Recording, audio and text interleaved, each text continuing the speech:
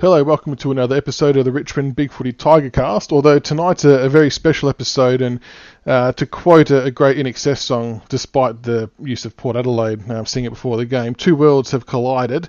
Tonight we've got a very special guest on. He's co-host of the Richmond Tiger Talk podcast. It's been going since 2011. Andy, welcome to the show, mate. Thanks, Chris. It's strange not to say to hear Nick's dulcet tones at the start of a podcast, but I've been even though you were the new guys on the block, we've been admiring your work. We were just talking off air. Your clearly superior sound quality was something that's really stood out to me, and you've had some great guests over the years. So one thing I discovered a few years ago is there's plenty of space in the podcasting world. I agree, and I think it's good that we can coexist like that, because while we talk about the same topic, it's done in different manners. So, and like I was saying off air, I really like how you guys just have the two of you and it runs really smoothly, and I'll often have a few more guests on, so it ends up being a bit more Q&A and different posters, different voices every week. So I think there's a bit of variety out there for the Richmond supporters, and not to mention the official club show with Richo and the boys. Yeah, it's kind of off-putting. I mean, I don't know about you, but Richo was my favourite player growing up. And it's sort of weird because we came before the official club podcast, and then you're sort of competing in inverted brackets with your childhood hero. So that was sort of a bit of a emotional hurdle to get over. But I think Richo will be okay. I don't think we've stolen too many of his audience numbers. No, especially I suppose the big leg up they have over both of us is the inside word. They obviously get via all the club and access to the players and things like that. So have you guys ever had a current play, whether it was back then or now on? Have you ever had any luck with that? Oh yeah, we've done quite a few players, and some of my favourites actually, Anthony Miles and Liam McBean. But we don't. It's hard because Nick and I are based in different places, and it's sort of we haven't prioritised as much as recent years, and particularly when you're doing such a good job, we're sort of not as we're not as in a rush to do it. But there's a couple of interviews where you've done which I thought, oh yeah, he was a good one to interview. Conrad Marshall, for instance, would be someone who's a good interview. But generally we just bring a fellow fan on for a bit of colour. But at the end of the day, the atmosphere we're trying to create it's just, this might come as a shock, we're brothers, and we're just trying to record what the conversations we have in it anyway, and if people are into conversations about the correlation between ruck hit-outs and victory, they'll listen, and if they don't, they'll listen to the many other options. So what kind of sparked the thought for you guys to start recording all those years ago? Well, for me, it was Bill. Actually, both Nick and I, we both love Bill Simmons, the American sportscaster who combines being a hardcore Boston fan with actually serious analysis. So not just homerism, but a bit of advanced stats, but also genuine chemistry with his guests, and sometimes if his friends on. But you're in the same situation. None of us have been paid to do it. What inspired you? Basically, there was just a bit of a shift on the Richmond Big Footy board that the view was they wanted to get a podcast. The mods wanted a podcast out there because a few of the other team boards were doing it as well, and they just threw it out there to see who wanted to host, and there was a lot of people saying they'd love to come on as a guest, but no one was putting their hand up. And I suppose I've done a lot of public speaking and coaching and DJing, so I kind of felt I was in a comfortable space with the talking part of it, so I thought I'll have a crack and see how it goes, and here we are, was it 2 or 3 years later? So, yeah, it's been going all right. Yeah, I think you were very nicely reached out when you first started, but at least someone associated with the podcast did. But the thing is, like, podcasting is all about like so many things in life. It's about turning up, isn't it? You do it every week. People get to know you and they enjoy it. Everyone can do it for 1 week and come on and say, they love so-and-so or so-and-so sucks. But it is turning up every week and finding something different to say. But this is deeply talk about podcasters talking about podcaster. Could there be anything more 2019 and also less interesting for the listener? Well, I think people enjoy hearing the space of the two different backgrounds and how both of these podcasts come about. So it's interesting to hear how it all happens. I suppose back then when you guys would have started, there obviously would have been a lot less technology, I suppose, around to get it off the ground too. Yeah, I think at the time. I think there was a Bomber Blitz podcast, Yep. RIP. God, imagine that would have been great listening during the Oh, 2012, how good that would have been. Yeah, I think we might be the longest running one now. And there weren't as many around, but there was sort of the podcast revolution had begun in America, so it was possible to get. Podbean, which we both used, was around then, and so a lot of the tech was available. It was just Twitter wasn't as big thing then, but we used to promote through the forums. Yep. And we don't so much on Big Footy anymore because I figure that's your space. But everyone was always very supportive. And you know what? It's amazing how little negative feedback we've got over the years, considering we're a fairly niche product.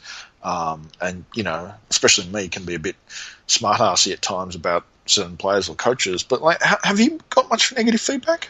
Not really. I think people appreciate the content, that it's about something that they love and they're passionate about, and they understand that we're also passionate about it too. And as long as everyone's okay with accepting that our opinions might not be the same as theirs, I think it's good grounds for good discussion. But yeah, I've not really had any negative feedback. If anything, the main feedback I've kind of had is it'd be good to have a bit more sort of confrontational or debates about certain topics instead of a lot of people agreeing with each other, which I think is a fair enough call. Yeah, but it's a tough mix because there's nothing worse than those ESPN fake hot take shows where they have pretend arguments about whether LeBron's the greatest of all time or not. Do we really care? I'm interested in people who debate, who's the best of our small forwards, things like that. Tell me something I don't know. And it's got to be genuine, doesn't it? You can't just create that kind of thing because you can see through it otherwise. Yeah, Steve Morris playing as a forward did genuinely drive me nuts. Yeah, it was an interesting move, wasn't it, that one? I got what they were trying to do, but yes. I just don't think he was the right player to do it. But then conversely, playing in the back line in the VFL now, he's absolutely killing it. Yeah, oh, well, absolutely. And, good on him. He's clearly a great guy. But it's sort of, there would be issues that I would talk about on the podcast, but it's because I wanted to talk about them. And, we've just had certain themes that go through, and sometimes it gets a bit repetitive, but that's the nature of the beast. Now we've just come out of the bye week, sitting 9th with 7 wins, 6 losses. Is that where you guys thought we would be about at the halfway mark of the year, or do you think we've overachieved given our sort of circumstances? Well, my hot take is that it's very hard to definitively conclude whether this season's been successful or not yet, because it's just such a massive asterisk, the amount of injuries and the positions they've been at, and to have so many at one position, for instance, to lose your whole midfield rotation except for Dusty, and then to lose Ross as well, who's your first backup. It's compounding injuries to lose both key backs. All that sort of thing. It's just been so catastrophic it's hard to measure, but the thing that's kept us in the season is a couple of brave wins, for instance, the Fremantle win. But so I actually think it's a win thus far relative to the injuries. But what do you reckon?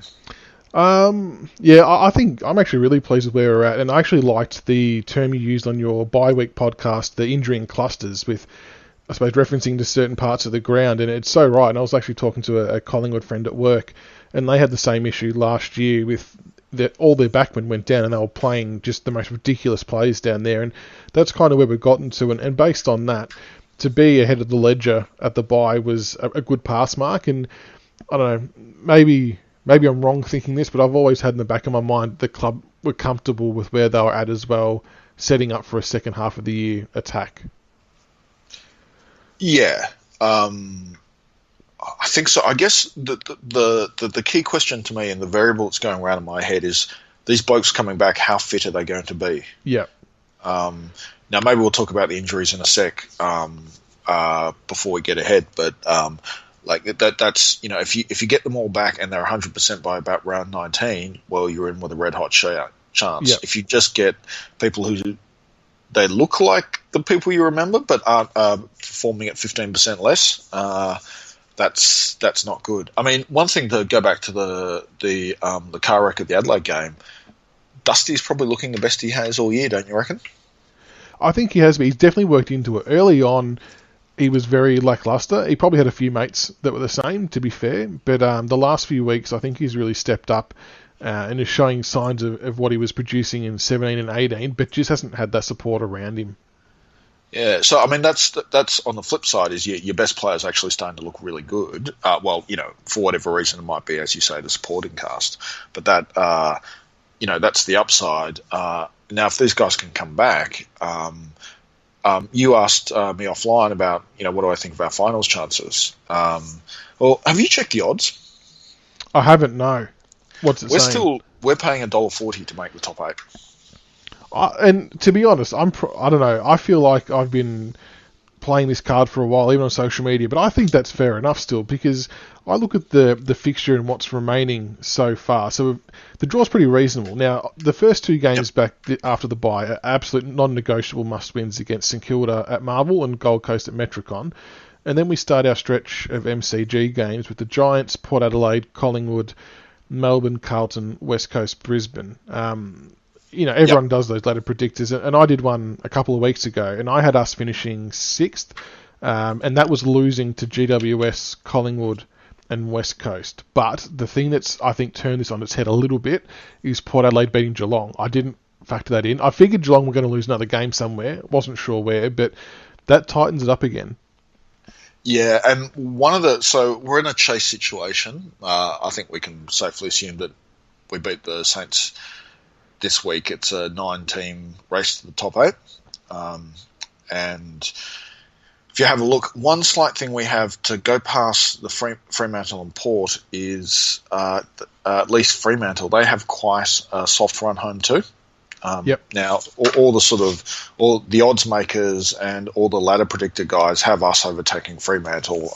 Basically, on most of the models, we finish half a game ahead of them, which we're going to need to. On average, we're going to need to because they have a better percentage. But unfortunately, Fremantle, they've got the Blues away. They've got the Blues at home next week. They've got the Derby, so they'll probably lose that. But then they've got the Hawks, the Swans, the Bulldogs, the Cats. Then they've got the Saints, the Bombers, and then round 23, the Power, which they might be playing to make, in a loser leaves town, make the top 8 game. Yeah, exactly. So there's quite a lot of soft games in there, and Port themselves have 3 games in a row coming up at the Adelaide Oval, including the showdown. But the one thing about Port is they have to play us at the MCG. That's going to be the 8-point game, I reckon. Yeah, exactly. We're in it's going to be hard to finish higher than 7-6. I mean, if we get a home final, that would be just an absolute bonus, especially since we're probably playing against an interstate team. But yeah, that's the chase situation. We're relying on run home. Has to be the aim. Top 4 is well and truly gone. That's fair enough, but 5th or 6th, I think it's achievable. And when I was looking at the fixture the other day for the other teams, I think that's important for people to look at as well, is a lot of these teams around us actually play each other quite a few times in different sort of formulas on the way home, as well as teams above them. So someone has to drop games at some point that's around us, which gives us the chance to leapfrog a couple and not worry about the percentage so much. It'd be great if we can jag a few, 50, 60 point wins, but I don't think we're going to have to rely on that. We can't afford to rely on that, essentially. It has to be points based. But yeah, make sure everyone out there is, wondering about finals. Make sure you look at who the other teams around us are playing and just keep that in the back of your mind. They have to lose games as well because they're playing each other. Yeah, the one thing is there is still a margin of error for us, but it's getting very low. Yeah. And that's why these first 2 games are so critical. If we win both of these, it gives us a bit of a platform to make a full-blown assault on those last 7 games. And I think by round 18, we may have 90% of our list back. And we have to get through to that mark relatively unscathed. Yeah, so the injuries, I think it's a good time to turn to it. The Peter Burge report that everyone's doing really well. Apparently, I think Peter Burge would turn up a funeral and say that there's been a few setbacks in his rehab, and it's going to take a few more weeks than we expected for him to be right. But it sounds. I mean, have you read the same reports? I mean, it's just reading the Burge talk. I think Cochin, Edwards, probably Lambert and Asprey are all going to play by the sound of it. Yeah, I took that from it as well. I reckon those four are almost certainties. Lambert would be maybe the only one with a small question mark over him.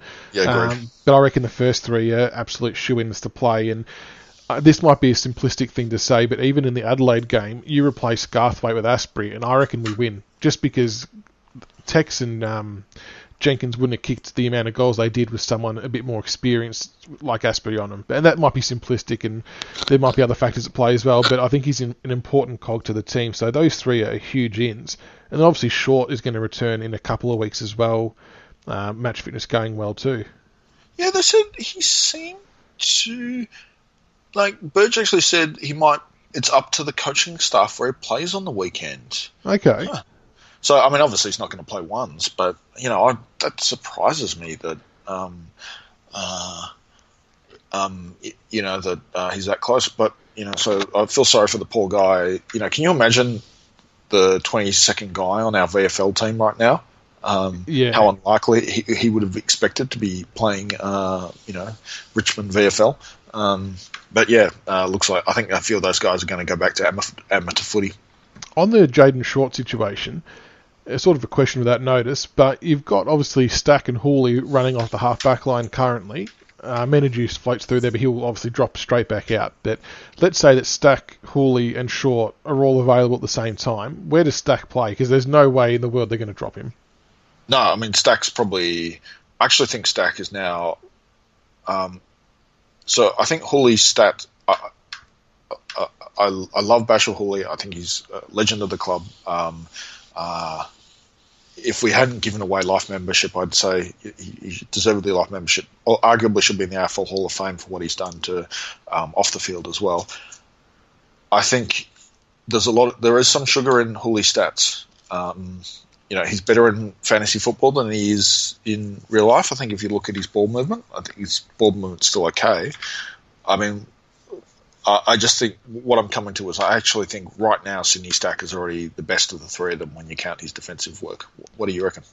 On actual defensive capabilities, you're spot on. And I've said that a few times on our show that the one thing he does better than Jayden Short is actually defend the player. Yes. Short's very good offensively, probably better than Stack in that regard in terms of depth of kick and things like that.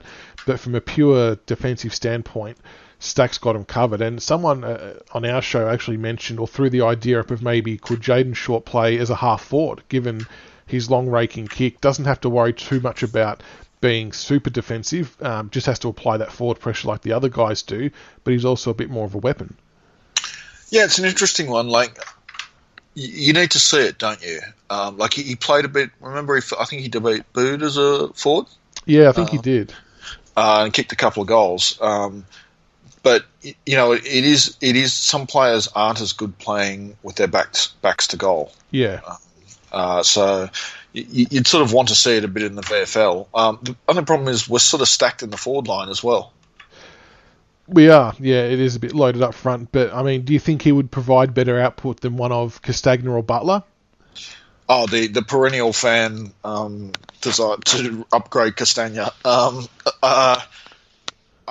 think it's tempting, but I just think he just doesn't have the body or the physical presence that Castagna gives. I know it's not what we think of him, but I think the Dimmer loves Castagna partly because of he brings more things to the table, including utter chaos, which is Dimmer sometimes thinks is a good thing. But I mean, what would you do? I would prefer to keep Castagna in because he actually plays a bit taller than what he is. For me, Butler would be the one on thin ice. I don't know. I feel like Short might be a bit more threatening around goal than Butler, and sometimes I don't know if you've noticed, but it looks like he's a little bit lazy. Just doesn't go hard enough at the ball on certain occasions. Whether he's anticipating something else happening, I'm not too sure what's going through his mind. But I think I agree with you that it would be good to see him if he's coming back through the VFL. I would try him up forward to see how that goes, and just to give ourselves another option because. Yeah, I don't know how I'd feel if we were dropping Hooley, because while defensively he's not the best of the three, offensively he's one of our main ball users, so we don't want to take that away from our structures as well. Yeah, well, I think Hooley's been so good in a few of the games where we're really short on players, that I think he's got a lot of credit in the bank, aside from his whole career. And don't forget Bolton's coming back too, so the small forward lineup's getting even more crowded. He's impressed me, Bolton. Not so. He's obviously been okay and to good in the AFL, but what's impressed me most about him is how he's responded in the VFL. Both times he was dropped, he come back with massive, massive games, like high tackle numbers, high possession numbers, running through the midfield, and that's a really good sign for a young kid. Yeah, absolutely. I couldn't agree, because he has in the past sulked when he went back to the VFL, and he hasn't. Just on the injuries or something that I really liked is Marlon Pickett seems not that far away.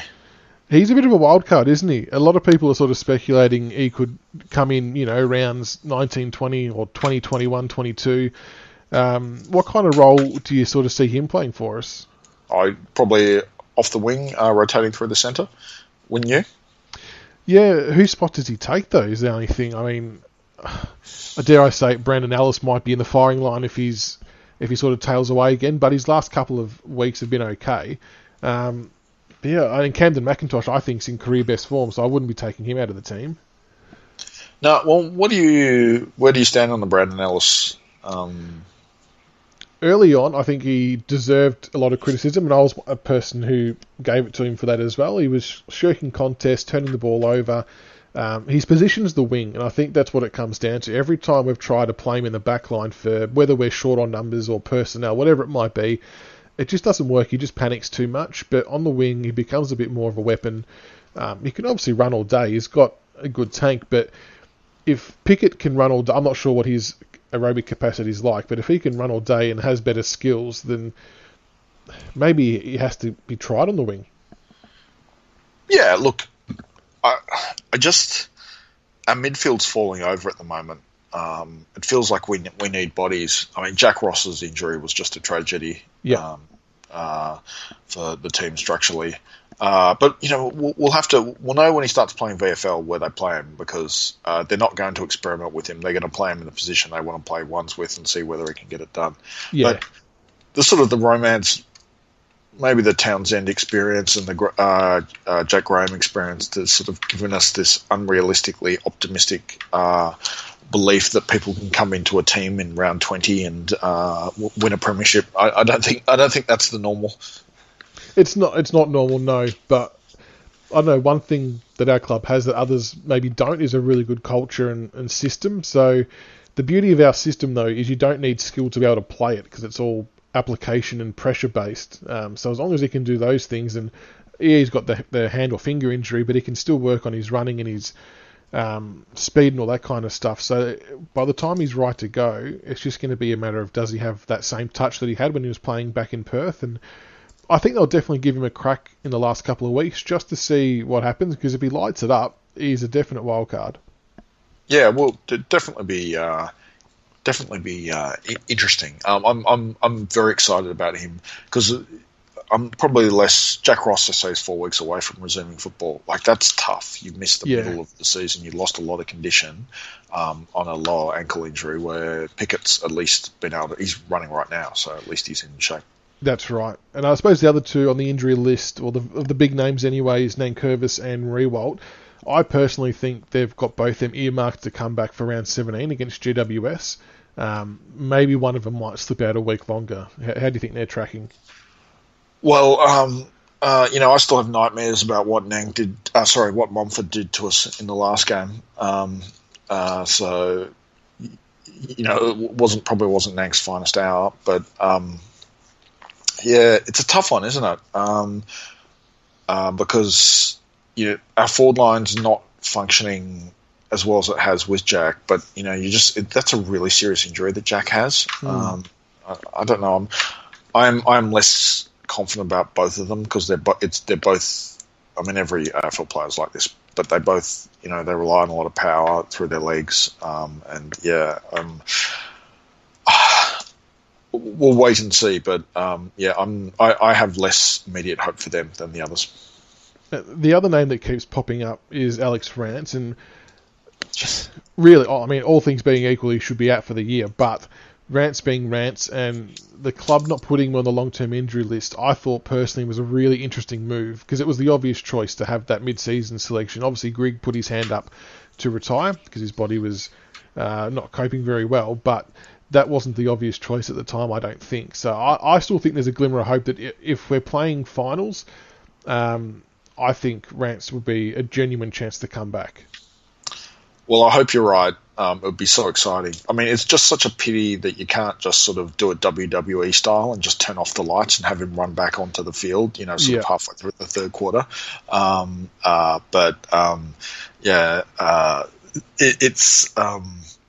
It's an exciting dream to believe in. I don't think they'll do it because I think they'll do the risk assessment and realise he's not in great shape and just say no. But for whatever reason, they've decided, as you say, they've decided not to put him on the long-term injury list. So there is still that hope. I think it just comes down to with how fit of a human being he naturally is. He's obviously recovering quite well. Had the same surgery that Goldsack had from Collingwood, which is the quadricep graft. So the recovery time is a little bit quicker in that sense as well. I just think it's a good ace to have up our sleeve, and I think we both know, and all Richmond supporters would know, that our medical staff are pretty good these days, and there's no way they would let him play if his knee wasn't 100% sound. I think it'll come down to a conditioning factor, whether he'll be actually match fit enough. But I'll put this to you, if we say hypothetically we go into an elimination final, Rance's knee is fine, that's cleared, hasn't played the games in the build-up though, do you play an 80% fit Rance from a match fitness perspective ahead of a Garthwaite? Wrong week to be asking that question. Because I think right now everyone will be saying absolutely yes.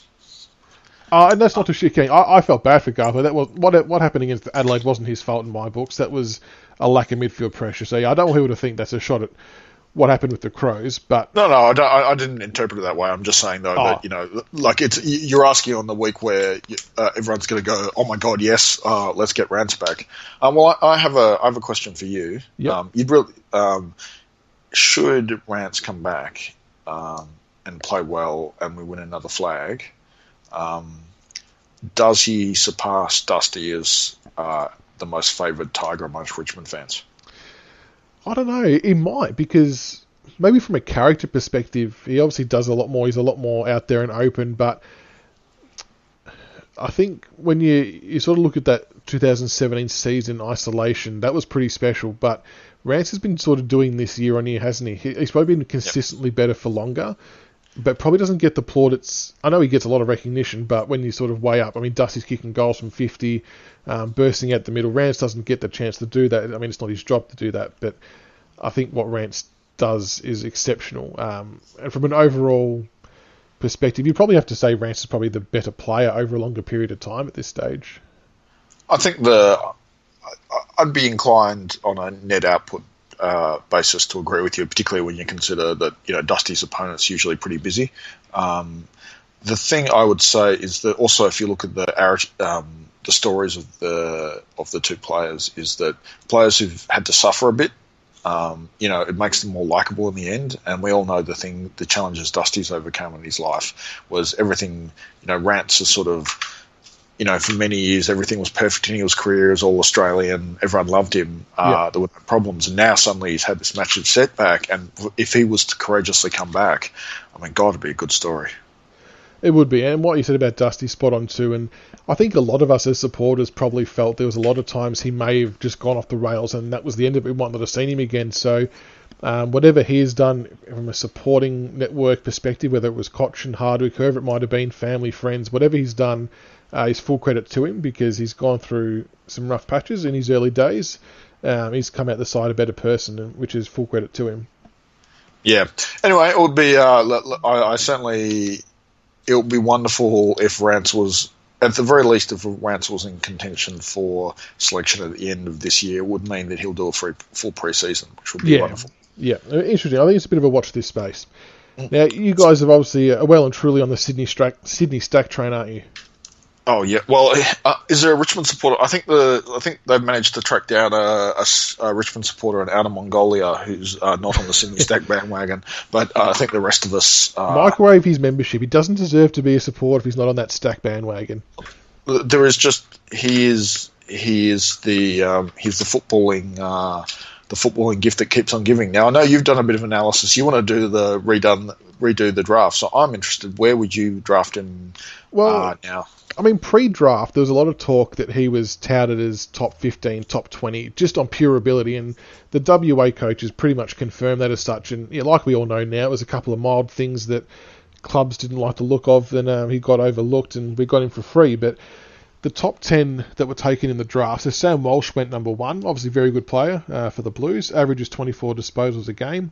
Jack Lukosius up at the Gold Coast, 8.8 disposals a game. Isaac Rankin for the Gold Coast as well, hasn't played a game yet. Max King hasn't played a game yet. I think he's at the Gold Coast as well. And Connor Rosie, I'll just do the top 5. So Connor Rosie rounds out the top 5 at Port Adelaide, 15.5 disposals a game and 4.2 tackles a game. So 2 of those top 5 haven't played yet. Granted that Max King's had injury issues, so we can't read too much into that. But Rankin's meant to be a good player, and like I said, Walsh and Lukosius are, but Stack averages the 17.3 disposals and 3.2 tackles a game. But for me, it's about his efficiency with the ball. I mean, there's not too many mistakes he's made, and if he were to do that top 5 draft again, I mean, we can probably say we're biased because of Richmond supporters, but I think he has a fair case to be putting his hand up for pick 1 or 2. Based on pure output this year, I know a lot of it comes down to, it literally comes down to teams' needs and wants at that point in time, and that's fine. But based on sheer output, I think he's ahead of Lukosius at this stage. Granted, Lukosius is a different type of player, and so is Walsh. But on impacting games, his clean ball handling skills, his defensive work, I think he'd have massive stake to put his hand up for top 2 or top 3 at a minimum. Yeah, look, and, to support your argument, Sam Walsh is sort of killing it, but Lukosius, he's a young tall, he's obviously going to develop slowly, but he's averaging 9 touches a game. I think it's fair to say that if you were picking someone, if the world was going to end in October and you were redoing the draft class to play for the rest of the season, I think Sydney Stack goes number 1 or 2. Yeah, I think that's fair enough call. Yeah, people will call us biased, but I think even non-Richmond fans would accept the fact that he's had a ripper year, and just what he brings to the table is just exceptional. And the fact that we got him for nothing is ridiculous. It is, and I just point out, because you've been too polite to say it, but Sydney Stack is even better than Liam Stolker's 13 touches a game, which will cost the Blues the number 1 pick in next year's draft. How good was that moment? That was one of the highlights of the draft day for me. There was no need to do that. I can't. Nick and I broke down the video they had of the Carlton War Room. And that would have been good. It was as we discussed, it was like watching guys who've never met before read out a script of what someone thinks an AFL draft room is like, but not what it's actually like. Anyway. One of the highlights, and it's good because there's actually a Twitter account going around that gives weekly updates on what pick Adelaide are getting and what pick Carlton are getting. I follow it. I'm totally there. It is still possible that the Blues can recover or not. It's almost certainly top 2, isn't it? Yeah, absolutely. But yeah, it is possible it won't be the number 1 pick. But we can always dream. Hopefully it stays that way just for laughs. Oh, absolutely. Well, the Carlton winning the wooden spoon, that never gets old. No. But the flip side is the Crows have sort of become a perennial rival of us, and it's actually sort of hurt us a bit, really. It has, a little bit. Although, I don't know, I'm not fully buying into them just yet. I know they beat us by 30-odd points, but there's a lot of junk time goals. I know they dominated early, but they should put us away by a lot more. So, I don't know. I'm waiting to see their form over the next 3 or 4 weeks. I'm not sure if they play any top 4 sides, but it'll be interesting to see how they go. Yeah, I think that's fair. I just think that game had a massive asterisk about it. I wonder whether we almost gave up. We tanked it because you listen to them talk. So many of the players had so many of the players they talked about. Well, if we had 2 more days, we might have played them. Like that. Yes. Sounds a bit to me like we just decided, well, there's just too many guys in the maybe category. Let's just give up and load up for the second half. I'm with you on that, 100%. Yep. Speaking of the second half, we've obviously got the Saints this week. Massive game for both clubs.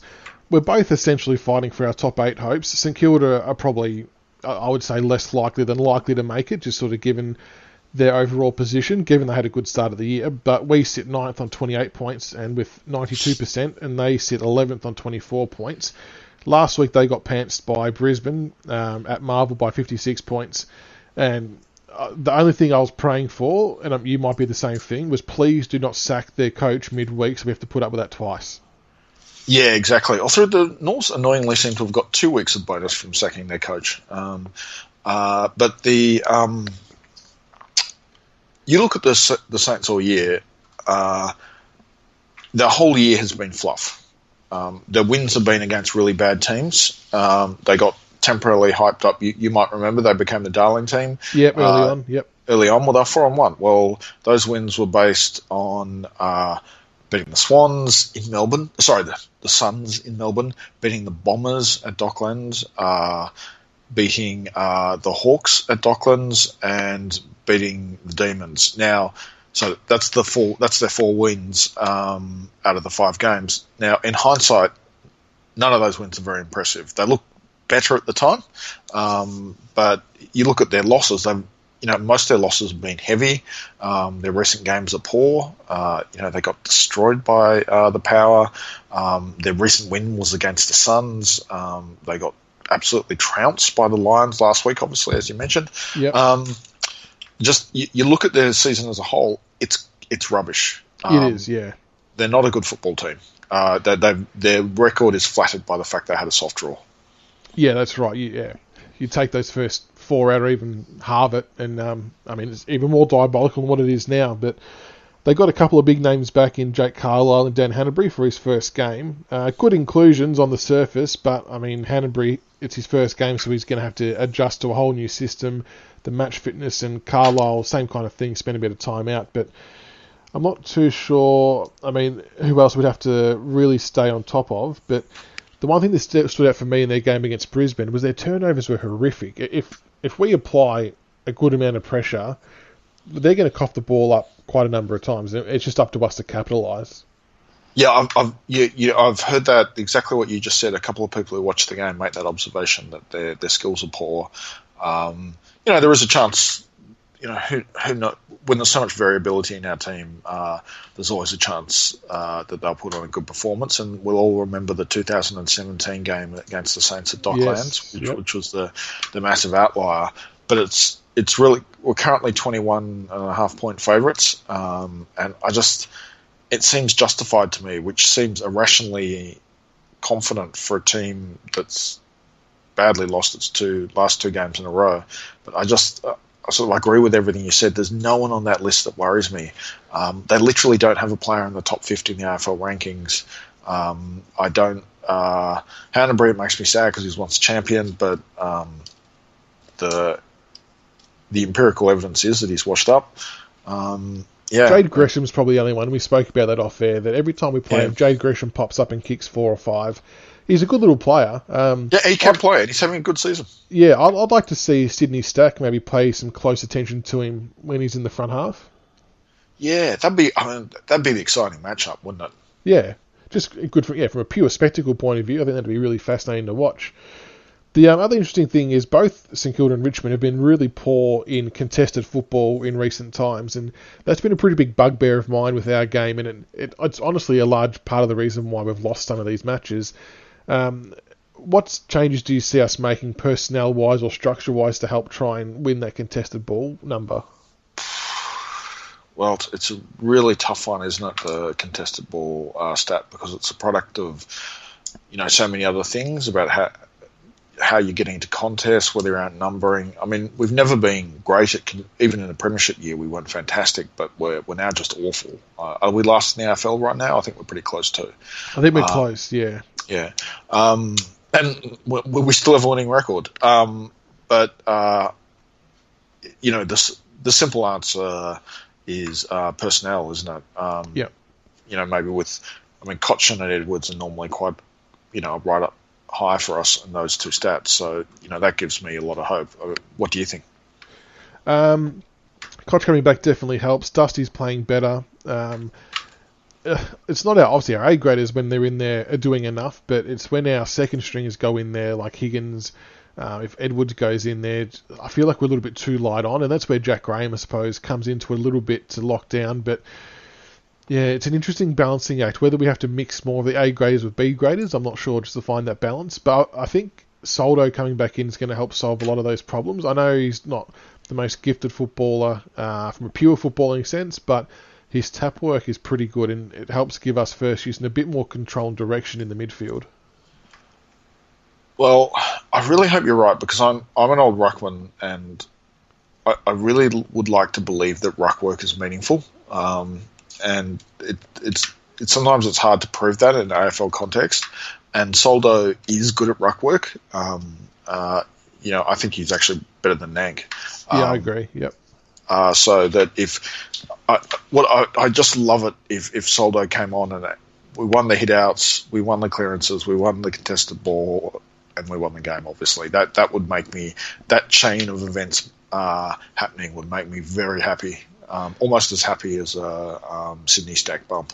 Yeah, that'd be good to see as well. He's very good at those. Yeah. Oh, absolutely.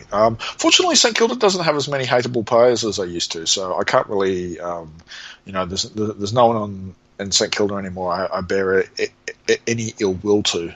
No, yeah, I feel the same way. I mean, actually, young Josh Battle, who plays for them, I played cricket with. Played local cricket with him. He's a really good kid, and coached against him in football, so he was playing for Narry South Lions, and I was coaching for Fountain Gate, and yeah, he always tore us to shreds. He was just that much bigger than everyone else, so... No, I like young Josh, good kid. But yeah, I agree with you. There's no one really there that I would dislike, but all the same, it'd be nice to see Sydney Stack run through someone fairly and win a good hard ball get. Yeah, I do really feel for Saints fans, because they've just been down. They didn't quite get there. It was the worst kind of good team, as one that gets so close and then doesn't win the title. Yeah. And then the rebuild's gone on far too long, and it almost feels like they're going to have to start again. Or at least do they're going to have to burn down half the rebuild and sort of do... I mean, it's an awkward spot, isn't it? It is. And look, people sort of forget that Richmond sort of did the same thing. The Terry Wallace rebuild failed, but most of the key players were on the Richmond list when Dimmer took over. There's a bit of...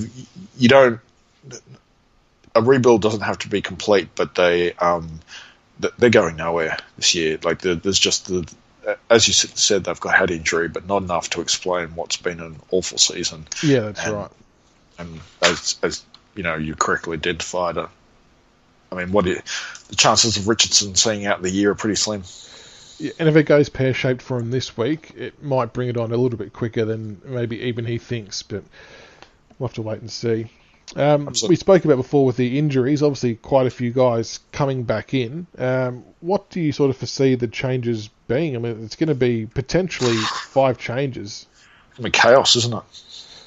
Yeah, it's been a long time since we would have had 5 changes. I'm just trying to go back and find our team lineup from the Adelaide game. So you would say, you would say Chol for Soldo. Do you reckon that's going to be the first one? Menaju's probably going to come out for... Shadow, probably. Yeah. Who else we got? Graham Bolter. Patrick Nash will probably miss. Yeah, and so Cochin will probably come in. If we're looking at sort of like-for-like positional-wise, it's like a Jack Graham or I suppose it might have to be for a Nash potentially. Yeah, I'm not sure Nash actually had a position when they brought him in. He looked alright though. I didn't mind the game time he had. Oh, not at all. I think they brought him in because he was the best player in the VFL. Yeah. They didn't bring him in because they really had a spot for him. So I think they might actually. So Jack Graham was, he was actually better statistically than he was in all those games he sort of played in 2017 and 18. So there's no way he's going to get dropped. He, as much as not everyone, he did a lot of tackling people just after they kicked the ball away against the Adelaide game. He's playing this week. But I guess the big question is who comes in for Bolton? Well, there's been a lot of question marks over Rioli's form, and I think that's probably justified this year. I think he's been a little bit down. he needs to find confidence and form quickly. Baker, I don't think you can drop. I think he's been good, but the other player that may get looked at for a break is Higgins potentially. Maybe it's an isolated game, but I found he was really fumbly at some crucial times in the Adelaide game. Yeah, and I know particularly one thing you're referring to was that centre square clearance at a crucial moment where he dropped it. It was a very painful moment. But, the weird thing is he's still, according to the advanced metrics, he's still weirdly productive. Even, I think there's sort of been an arc of Jack Graham expectations, and fans have now got used to his good play, now have raised the bar on him, and he's not quite meeting their expectations, but he's still sort of okay. So yeah, I think he's a really borderline one. And Butler might be the other one that might go out for Bolton potentially. Yeah, that probably seems more straightforward, doesn't it? It would be popular amongst some sections of the Richmond internet, that's for sure.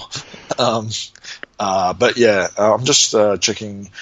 It's tough because Butler and Rioli both had 11 possessions. It's hardly.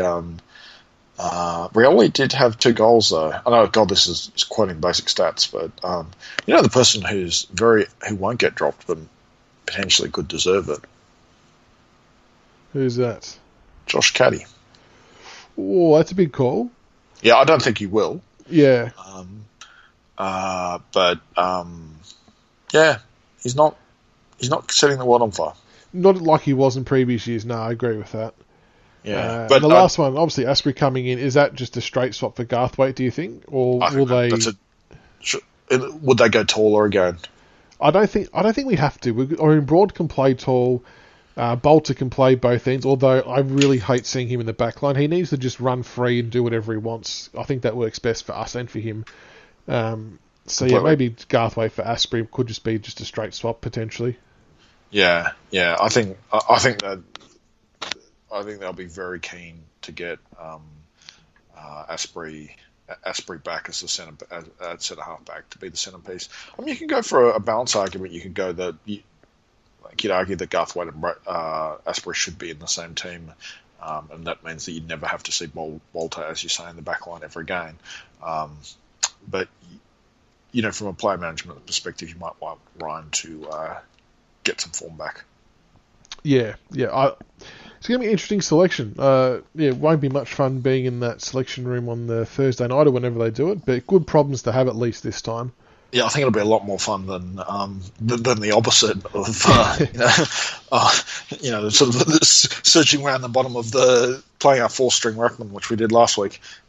And Troll did alright, and I think it's probably a good time to maybe give the VFL boys a big pat on the back as well, because they've been pillaged. Everyone's been going up playing seniors, and they're still winning games and still sitting first. So I think that's credit to the VFL staff for getting those boys up to where they are.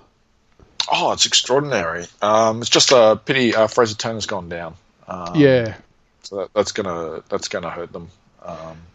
And Luke English is coming back slowly though. But yeah, I think Marlon Pickett, if nothing else, will be a badly needed boost for our Richmond VFL finals campaign. Yeah, absolutely. All right, before we let you go, we'll get a tip including margin. What's your call for the game? Oh God, I hate this because I always think about relative to the betting line.